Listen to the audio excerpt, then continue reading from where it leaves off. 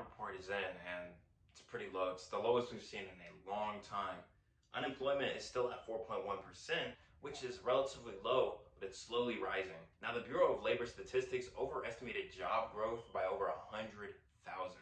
You see, these numbers they're saying aren't even real. They're not giving us any real numbers. They're just pulling it out of their ass and hoping that it comes out like how they're saying. I knew the hurricane and the strike would do some damage, but this is ridiculous. Over the last 3 months, hiring has been going up and unemployment is still relatively low. And so of course they're gonna say everything is good, but over the last couple years, it's obvious that people are struggling to get hired.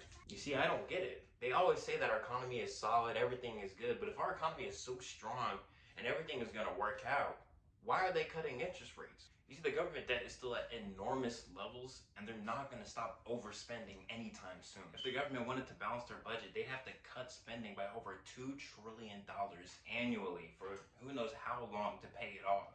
And as you can see on the right, guess who would be affected? Now, this video isn't to scare anybody, but you should understand the information because you need to prepare yourself. We're looking at two possible situations: a massive inflation or a massive deflation. And the government isn't going to choose a deflation. Not only because it would affect millions of Americans, it'll also pretty much set everything back to zero and affect all prices. Property, stocks, private equity, everything. Asset values will crash, so not only will millions of Americans be affected, but the people who owns those assets will also be heavily affected. Not many of them will survive that. On the other hand, if everything massively inflates, the complete opposite happens. Prices go up, asset values go up, and the people who don't own assets will get left behind.